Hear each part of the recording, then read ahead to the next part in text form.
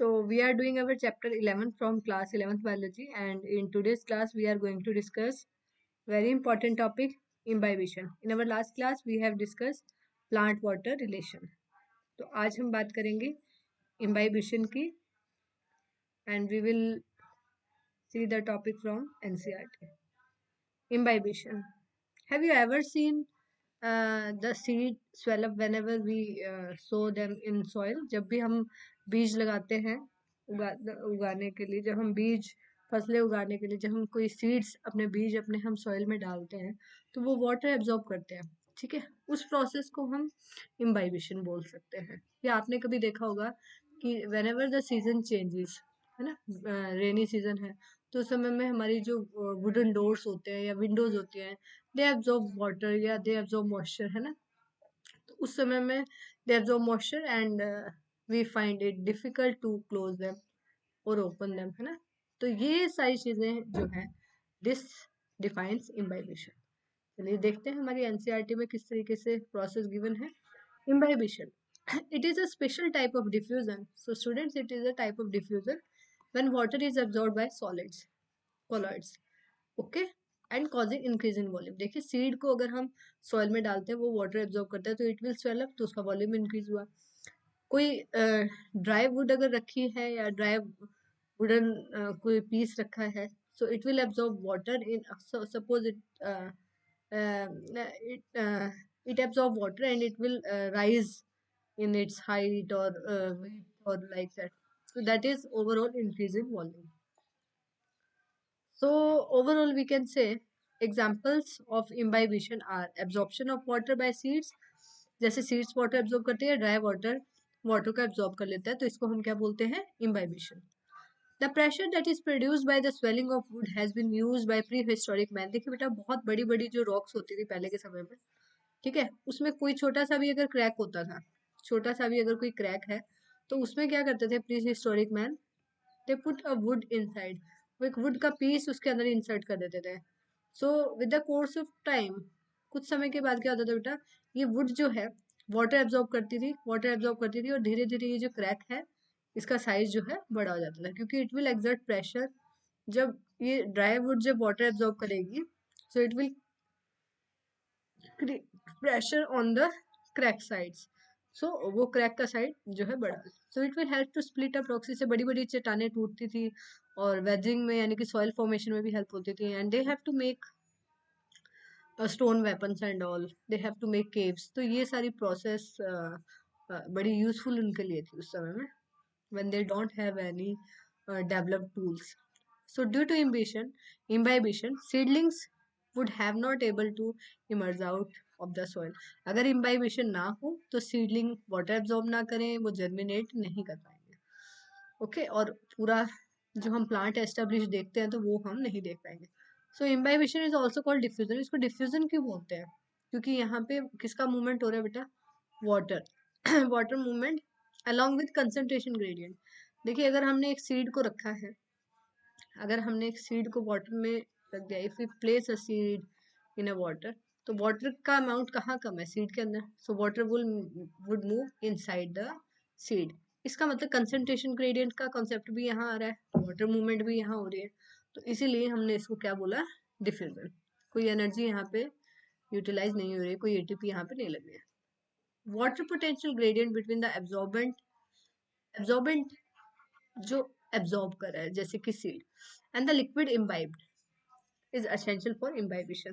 देखिए अब जिसमें अगर हमने सीड एब्जॉर्ब कर रहा है और एक जो लिक्विड है जिसको वो एब्जॉर्ब कर रहा है, तो वो दोनों ही इंपॉर्टेंट है। द लिक्विड इम्बाइब, जो लिक्विड को उसको एब्जॉर्ब करना है, और जो सीड, दोनों ही इंपॉर्टेंट है। In addition, for any substance to imbibe any liquid, affinity between the adsorbent and the liquid is prerequisite. अब adsorbent और absorb एक वर्ड है, adsorb, और एक है absorb। ये क्या है, देखिए students, for example if there is a wooden table, say there is a wooden table, okay, and if we see dust on a table, अगर हम टेबल के ऊपर डस्ट देखते हैं, so it is only on the surface, it is only confined to the surface of the table, only surface पे है। आप इसको क्लीन करोगे ये इजिली क्लीन हो जाएगी। So this is adsorption, this is adsorption. तो एड्सॉर्प्शन क्या हो गया बेटा, सरफेस तक सीमित है, so it is a surface phenomena, it is a surface phenomena. Okay, the material will not go inside. But absorption में क्या होता है, ध्यान से देखिए, एब्जॉर्प्शन में क्या होता है, this is the table here, ठीक है, and if there is any cotton cloth over it, इसके ऊपर कोई कॉटन क्लॉथ्स है, and we pour some water in it, हमने इसके ऊपर कुछ वाटर डाल दिया थोड़ा सा, तो it will absorb by the cotton cloth, ठीक है, वो कॉटन क्लॉथ उस वाटर को एब्जॉर्ब कर लेगा। So this is absorption, this is absorption, something is going inside, specifically liquid is going inside, ठीक है। So this is absorption and this is adsorption. Even if you see a dry wood absorb some water in imbibition, that is also a type of absorption. Now coming to the long distance transport of water, water का long distance transport कैसे होता है, अगर हम एक tree की बात करें, for example if we have a tree, ठीक है, तो ट्री में बेटा कैपिलरी एक्शन से, कैपिलरी एक्शन से थोड़ा बहुत वाटर जो है रूट हेयर की हेल्प से जा सकता है, लेकिन इतनी लंबी हाइट तक पहुंचने के लिए वी नीड जाइलम। क्या चाहिए हमें, xylem, xylem that have xylem vessel techniques, xylem parenchyma and xylem fibres, ठीक है। तो उसको लॉन्ग डिस्टेंस ट्रांसपोर्ट के लिए क्या चाहिए, जाइलम चाहिए। ओके, तो long distance transport of substances within the plant can not be done by diffusion, सिर्फ डिफ्यूजन से इतनी इजीली नहीं हो सकता, ठीक है। For example the movement of molecule across a typical plant cell, अगर एक प्लांट सेल का साइज 50 माइक्रोमीटर है, सो उसमें एक molecule, one molecule will take approximately 2.5 second, ठीक है, 2.5 सेकेंड लगेंगे अगर 50 माइक्रोमीटर का भी एक सेल है। ओके, और अगर हम कॉम्प्लेक्स ऑर्गेनिजम्स की बात करें, in large and complex organism we see the movement of substances towards the long distance, ठीक है, long distance that occurs with the help of different transportation system is there, ठीक है। so that may be far away from, बहुत ही दूर है diffusion से या active transport से, ये प्रोसेस बहुत लॉन्ग ट्रांसपोर्ट नहीं करवा सकते। इसका मतलब लॉन्ग डिस्टेंस ट्रांसपोर्ट के लिए we need some special system. ऐसा ही एक सिस्टम प्लांट्स के अंदर जो वाटर मिनरल्स या फूड का ट्रांसपोर्ट कराता है, that is called bulk flow system. Bulk flow का मतलब है कि एक साथ बहुत सारे मॉलिक्यूल्स का ट्रांसपोर्ट होता है, ऐसे नहीं है कि एक ही वाटर मॉलिक्यूल एक समय में ऊपर जाएगा, no, there are several number of water molecules that moves at the same time, that is bulk flow or mass flow. Okay, mass flow is the movement of substances in bulk from one point to another as a result of pressure difference between point, ठीक है। अब plants में भी क्या होता है बेटा, देखिए, even if you see, bulk flow can be achieved either through positive hydrostatic pressure in garden hose or a negative hydrostatic pressure by suction of straw। देखिए, अगर लिक्विड आप नीचे की तरफ, ठीक है, नीचे की तरफ पुश कर रहे हैं, तो this is a pressure, positive pressure somewhere, और अगर कोई लिक्विड ऊपर की तरफ अगर जा रहा है, so it have a negative pressure, आप इसको नेगेटिव सक कर रहे हैं, आप स्ट्रॉ से सक कर रहे हैं, this is a negative, negative pressure. And if we are filling out air in a straw and that is somewhere positive pressure, that's why the air is moving inside, okay। So this is the concept of mass flow। Next coming to translocation, translocation क्या है बेटा, देखिए plants में bulk movement of substances take place through conducting और vascular tissue, xylem phloem, जो भी xylem and phloem जो भी चीजों का ट्रांसपोर्ट करते हैं dissolve food materials, that is called translocation. So you can write in your own word, it is a process,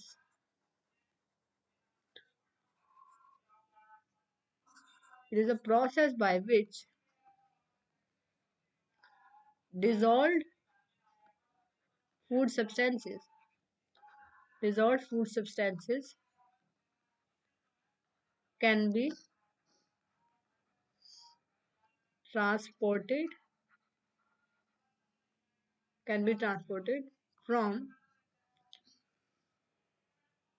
from yeah applicate can be transported in plants. It is a process by which dissolved food substances can be transported in plants. और आप कह सकते हैं source to sink. जैसे food बनता है leaves में, तो बाकी तो लीव्स हो गया सोर्स और बाकी पार्ट्स क्या हो गया sink. Okay. Plant water absorb करता है रूट से, तो root will be source here and other parts will be sink. तो xylem helps in absorption of water and mineral. Phloem helps in dissolved food material transportation, and that is specifically called translocation. Not only water, minerals, and dissolved food materials, there is a transport of hormones as well, organic, inorganic solutes as well. Now coming to how plants absorb water. Plant water कैसे absorb करते हैं? For that, you can see this diagram. This diagram will clear the concept. देखिए बेटा, this is cell wall of a plant, and this is the cytoplasmic connections. These are the cytoplasmic connections भी इनको बोलते हैं. That helps to connect cell to cell. Cytoplasmic connection बोल सकते हैं आप इनको. और आप इनको क्या बोल सकते हैं बेटा? प्लाज्मोडेस्माटा को साइटोप्लाज्मिक कनेक्शन आप बोल सकते हो. ठीक है. That helps to join to plant cell, जो दो प्लांट सेल को ठीक है जोड़ने का काम करता है. So if the transport of water minerals occur through cell wall to cell wall, अगर cell wall to cell wall ही ट्रांसफर हो रहा है, that is called apoplast pathway. लेकिन if cytoplasmic connection helps to transport, अगर plasmodesmata के through अगर transport हो रहा है बेटा, तो this is called symplast pathway. आपको पता है प्लांट्स में जब वाटर एब्जॉर्ब करती है रूट हेयर्स, तो पहले वो एपिडर्मल सेल्स में जाता है, देन कॉर्टेक्स में और एंडोडर्मिस. एंडोडर्मिस में कैस्पेरियन स्ट्रिप्स होते हैं that are impermeable to water. Impermeable to water. ठीक है. तो अगर हमारे पास साइटोप्लाज्मिक कनेक्शन का तरीका है, तो वाटर इस कैस्पेरियन स्ट्रिप को क्रॉस कर जाएगा. लेकिन एपोप्लास्ट पाथवे में स्टूडेंट्स, ये एंडोडर्मिस से आगे जहाँ पे कैस्पेरियन स्ट्रिप्स है वहां से आगे नहीं जा पाता.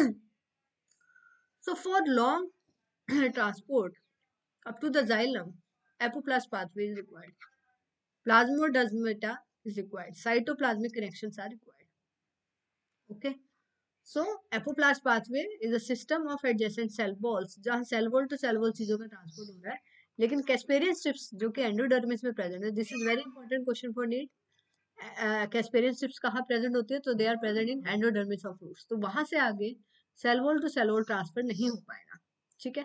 Apoplastic movement of water occur exclusively through intercellular spaces. Cell wall के अंदर बेटा, सेल्स के अंदर जो भी स्पेस है उन्हीं से चीजों का ट्रांसपोर्ट होता है. This is apoplast pathway.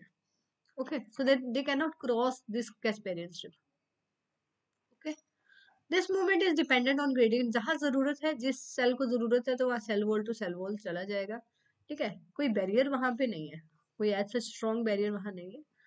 As water evaporates into intercellular spaces, the tension developed in the continuous stream in water apoplast has mass flow of water occur due to this adhesive and cohesive property. बेटा देखिए, water molecules में आपस में जो force होगा that is cohesive force कहेंगे उसको. ठीक है. और जो जाइलम वेसल और वाटर के बीच में, this is xylem vessel. Xylem vessel, xylem vessel और वाटर के बीच में जो फोर्स होगा that is called adhesive force. मैंने आपको बताया सिम्प्लास्ट सिस्टम में बेटा इंटरकनेक्टेड प्रोटोप्लास्ट होता है, सेल आपस में जुड़े होते हैं. ठीक है.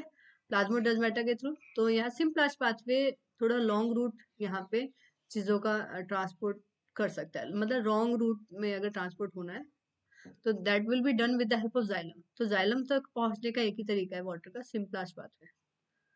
ओके. तो साइटोप्लाज्म से होते हुए materials will transport to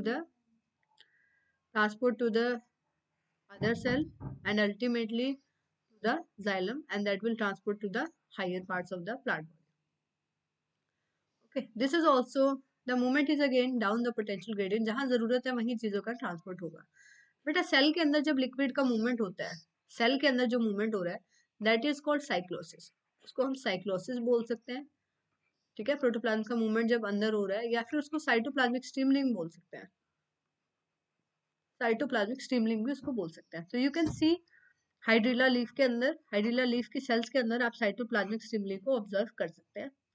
and you can also observe the movement of chloroplast. ठीक है, सेल के अंदर जो क्लोरोप्लास्ट होंगे उनकी मूवमेंट को भी आप इजिली देख सकते हैं. तो ये क्वेश्चन बेटा नीट में आता है. The movement of cytoplasm or the protoplasm inside the cell, cytoplasm specifically inside the cell, is called cytoplasmic streamline or cyclosis. Now, Symplast and Apoplast pathway will be very very clear to all of you with this diagram.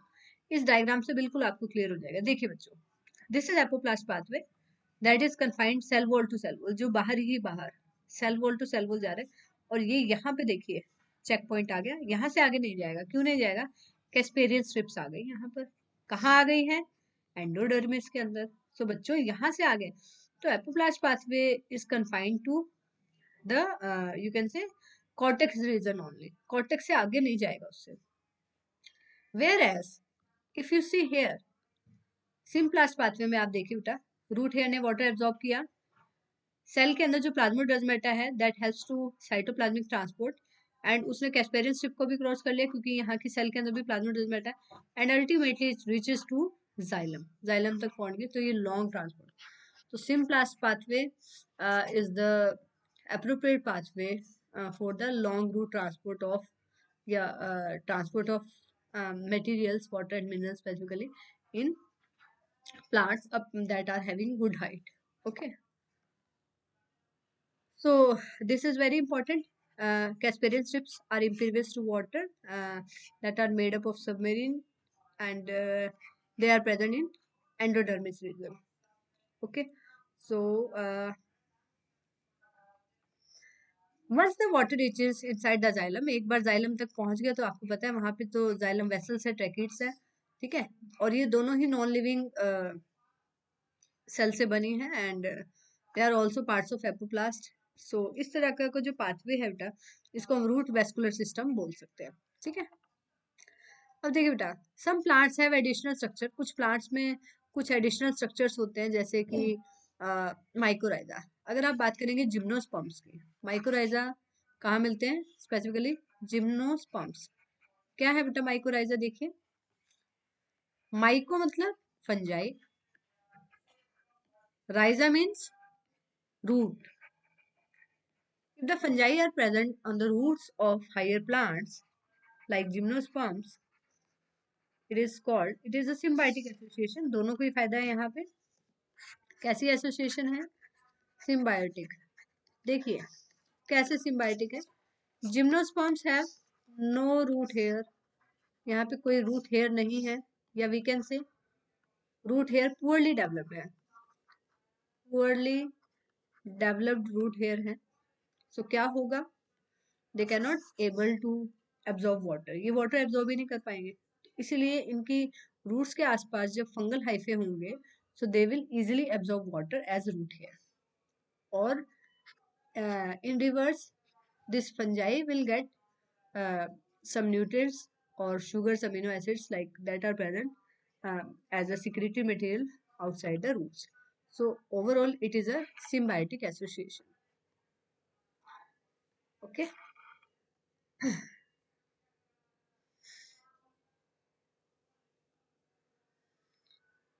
So आज हमने imbibition का discuss किया. हमने बात की कि किस तरह से एपोप्लास्ट सिम्प्लास्ट पाथवे प्लांट्स के अंदर होता है. ठीक है, एंड लॉन्ग रूट का अगर आपको ट्रांसपोर्ट करना है, so that will be occur with the help of Symplast pathway. Apoplast pathway बहुत दूर तक नहीं जा पाएगा. So this is all about today's class. I hope you like this video. So do like, share and subscribe. Do share with your friends. Goodbye everyone.